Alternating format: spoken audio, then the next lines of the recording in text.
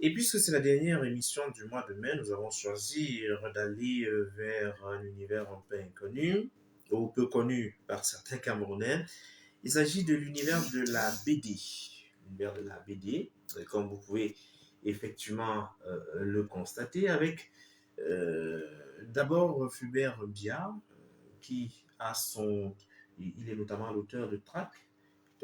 L'auteur de Trac, permettez que je vous donne quand même quelques indications sur ce nouveau projet. C'est celui notamment de Oversoft 235, qui est une 237, qui est une entreprise et future maison d'édition qui œuvre dans la création et concept de bandes dessinées en tout genre et de type manga. Il y a beaucoup d'éléments qui sont cités. En tout cas, on va avoir un peu plus. Arnold, bonsoir et bienvenue sur le point littéraire. Bonsoir à vous, monsieur. C'est un plaisir. Vous allez m'appeler Jean-Jacques. Jean-Jacques. D'accord. Alors, Trac. C'est cette bande dessinée que nous avez présentée. Parlez-nous véritablement, il s'agit de quoi pour nous qui ne sommes pas forcément des professionnels en la matière. Trac est une bande dessinée d'un auteur camerounais, Fulbert Mbia, qui a décidé d'exprimer ses pulsions artistiques à travers cette œuvre qu'il a produite. Cette œuvre est une œuvre en projet depuis quelques années et qui n'a pu naître qu'au mois de décembre 2023, du fait qu'il y avait besoin vraiment d'une mise en place des ressources pour que l'œuvre soit publiée dans les normes. Trac nous raconte l'histoire d'un jeune homme appelé Romain Bela qui a une vie entourée de malheurs. Il perd sa mère tragiquement, son père se fait assassiner sous ses yeux, et dans tout ça, il se retrouve dans une situation où il apprend que tout ce qu'il vit est mystique. Il décide donc de mener sa petite enquête par rapport au malheur qu'il vit chaque jour, tout en devant prendre soin de sa petite sœur handicapée et malade. Donc, avec Trac, nous sommes plongés dans l'univers de Romain, qui va chercher des réponses et qui, en trouvant ces réponses, va chercher à changer le monde autour de lui, à changer la vision et la conception des gens de notre société à nous. Dans Trac, nous sommes là pour une promotion de notre culture, pour que chaque lecteur puisse se retrouver dans la lecture de l'œuvre, que ce soit avec les lieux, que ce soit avec les noms, que ce soit avec les thématiques abordées. Nous sommes là pour faire vivre aux Camerounais à travers nos œuvres, leur quotidien et leur culture. Il s'agit effectivement de la lecture, mais c'est une lecture racontée à travers la BD, principalement à travers les mangas. Est-ce que vous avez bien conscience qu'au Cameroun, ce n'est pas très courant de voir des mangas ou la bande dessinée dans les kiosques? Oui, nous sommes très conscients de ça, parce qu'au Cameroun, en dehors des bandes dessinées qui nous venaient de l'étranger à l'époque, les Picsou, plus tard les Tex Wheeler, Zembla, oui, exactement. Nous savons que aborder la thématique littéraire du point de vue des mangas est vraiment compliqué au Cameroun, parce que déjà, avec la société actuelle, nous sommes face à une jeunesse et face à un peuple même qui ne s'intéresse pas à la lecture. D'ailleurs, une citation d'un contemporain dit: si tu veux dire la vérité au noir, cacher la vérité au noir, mets-la dans un livre. C'est ce que nous vivons dans notre société. Et notre objectif, en prenant la dynamique de publier ces mangas, est d'abord de valoriser notre passion, parce que tout part d'une passion. On ne pourrait pas traiter de nos jours d'un tel sujet si à la base il n'y a pas de passion. Et c'est de pouvoir montrer à tout un chacun que cette passion-là pourrait être vulgarisée et pourrait être même l'une des meilleures, parce que il suffirait beaucoup de nos jeunes ici dans nos localités camerounaises suivent des mangas étrangers, japonais, français, belges et autres. Mais est-ce qu'ils ont pris du temps? Beaucoup de mangas camerounais existent par exemple, mais si on fait un recensement, je pense pas que 10% des jeunes aient déjà lu un manga camerounais. C'est vraiment désolant, pourtant il y en a. Alors, ici, il s'agit du Trac de Fulbert Mbia. Il faut dire qu'il est à Douala en ce moment. Oui, il devait être avec nous. C'est un jeune forcément passionné par le dessin. Vous avez décidé de vous associer, parce que vous êtes associé, il faut le dire. Vous êtes porteur de la maison d'édition qui produit effectivement Trac. Il s'agit de Oversoft 237. Alors, depuis combien d'années déjà on propose au grand public camerounais des mangas avec des histoires? Il faudrait dire que, bon, au niveau de Versoft, Track est notre toute première bande dessinée. C'est elle qui a lancé nos activités. C'est vrai que dans notre collection, nous en avons d'autres comme NLOC, Tétu, mais Track est notre bande dessinée phare. Disons, parlant de la bande dessinée au Cameroun, ça fait plus de 5 ans que la bande dessinée, précisément le manga, existe au Cameroun. C'est juste qu'il faudrait se rapprocher des structures appropriées, mais faute de promotion, ces structures ne sont pas assez connues. Donc, nous en avons, et ces mangas existent depuis belle lurette. Par exemple, nous, avec Oversoft, on a travaillé pendant à peu près 4 ans pour faire mûrir l'idée et faire naître le projet à travers cette première œuvre qui est Track. On en est au chapitre 2 et Track sur le continuement de sa publication. Vous êtes très jeune, vous parlez de 4 ans, ça veut dire que le projet est en gestation depuis lorsqu'on est sur Liban. Alors, depuis le collège. Voilà, finalement, la passion arrive à quel moment? À quel moment on se dit, ok, d'accord, il faut mettre sur pied un tel projet? La passion arrive dès l'enfance parce que tout petit déjà, moi par exemple, j'aimais le dessin. Mais il faut s'avouer que il y a une différence entre quelqu'un qui naît avec un talent et quelqu'un qui travaille un talent. Moi, c'était plus parce que j'ai travaillé du dessin et je savais dessiner, je savais faire des croquis, mais à un niveau, je me suis rendu compte que c'est pas ma voie de dessiner. Mais c'était ma passion. J'aimais le dessin, j'aime jusqu'à présent regarder des mangas, lire des bandes dessinées, des scans et autres. C'est justement ça qui m'a poussé à me lancer dans la production de mangas. Je fais informatique, je suis étudiant, mais c'est mon projet de vie, s'il faut dire ça comme ça, la création de cette maison d'édition. Oui. Alors finalement, ça se passe, vous avez dit que vous êtes informaticien, Oui. Ça veut dire que ça se passe avec des machines ou alors à la main, comme on voyait généralement les jeunes s'amuser à dessiner un peu des mangas dans leur cahier.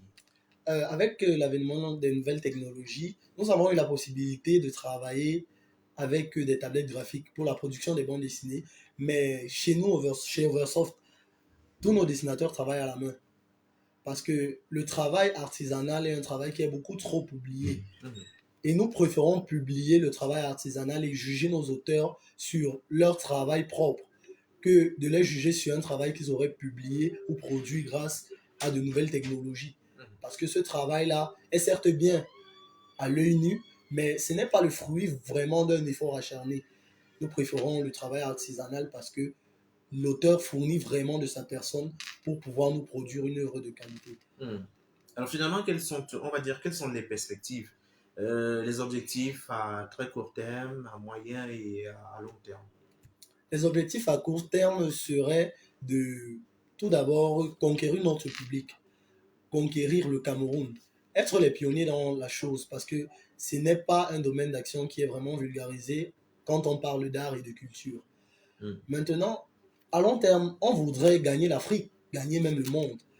Et on voudrait aussi que demain, après-demain, nos petits-enfants, nos neveux puissent regarder nos mangas produits, mais pas en lecture, en animé, parce que c'est la forme de vulgarisation la plus populaire des mangas en animé.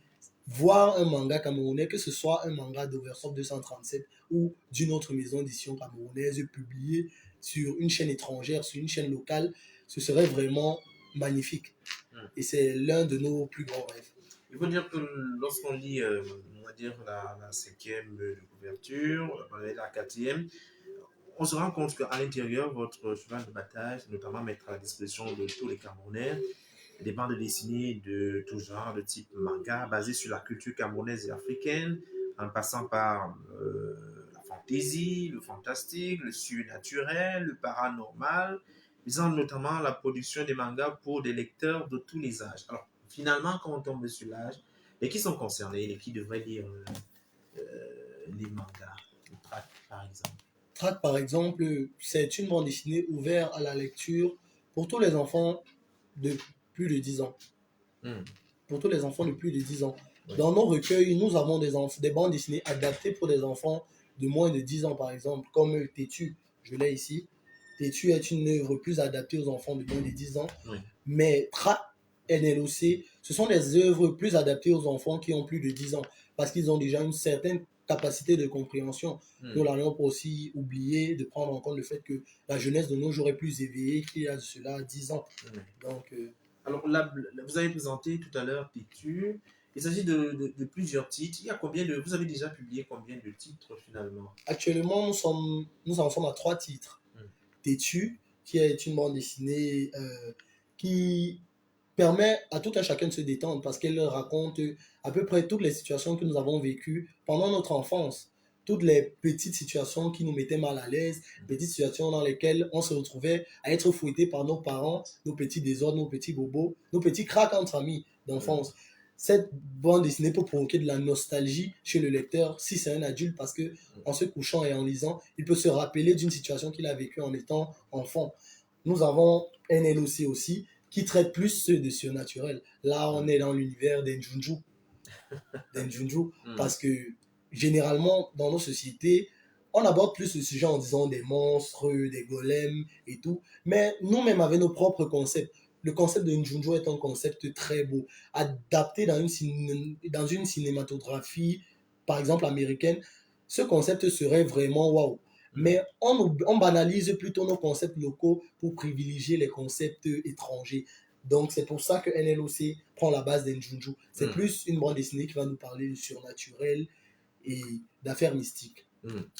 Alors finalement, on peut avoir, j'espère que on peut avoir déjà ces bandes dessinées dans toutes les villes camerounaises. Dans la majorité des villes camerounaises, du côté de Douala, le fournisseur officiel, c'est la BDTech, qui est la première bibliothèque entièrement pour les mangas et bandes dessinées au Cameroun, dont le promoteur est Florian Montan.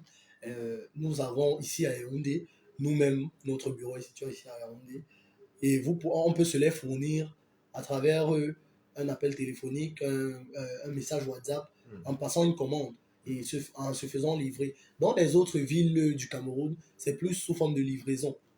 Vous passez une commande via l'un de nos numéros WhatsApp et votre exemplaire de bande dessinée vous est expédié. Vous payez bien sûr par Orange Money.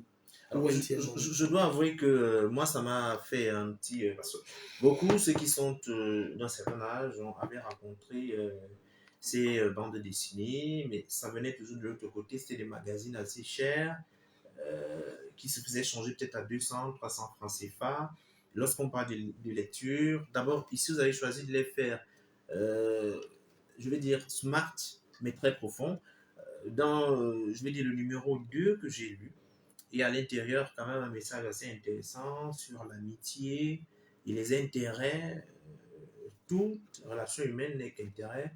On voit bien qu'on va quand même dans le fond des choses avec des thématiques qui font réfléchir. Et ce n'est pas divertissement seulement. Exactement.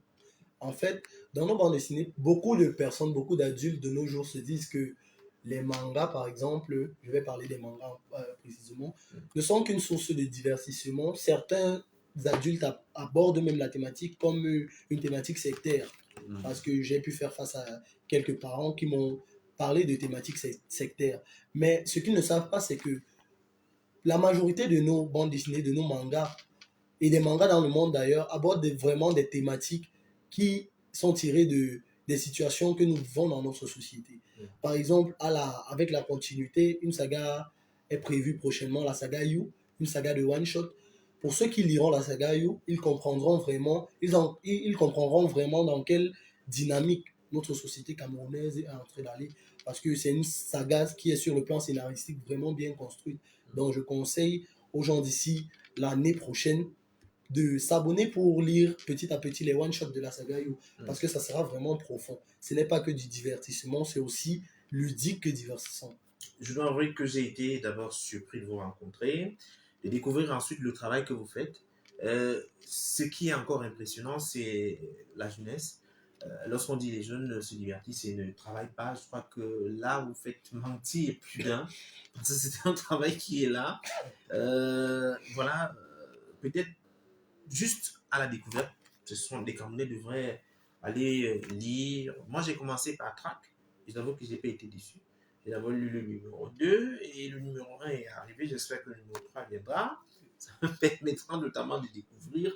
Alors, Donnez quelques numéros de téléphone au cas où les Camerounais souhaiteraient avoir directement l'un des titres. Vous avez dit qu'il y a plusieurs en ce moment. Il y a Track, il y a Over.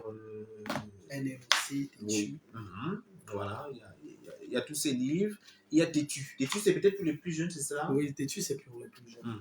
Alors, où est-ce qu'on donne peut-être un numéro de téléphone à travers lequel on peut facilement vous joindre pour pouvoir avoir l'un des textes?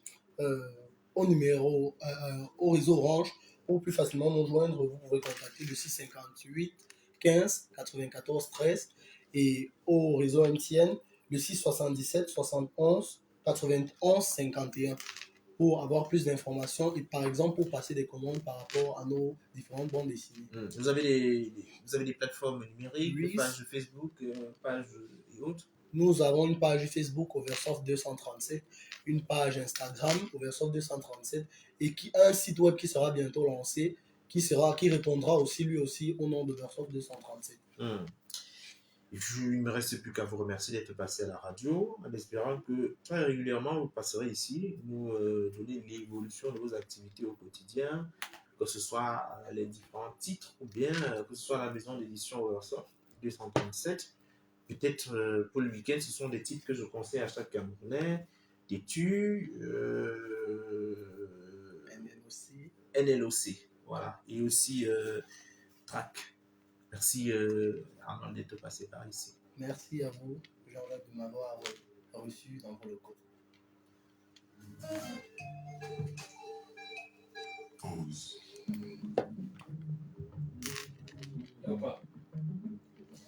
Tu sais, parfois, tu me surprends. Non, sors. Parce que je m'apprêtais Non, sors.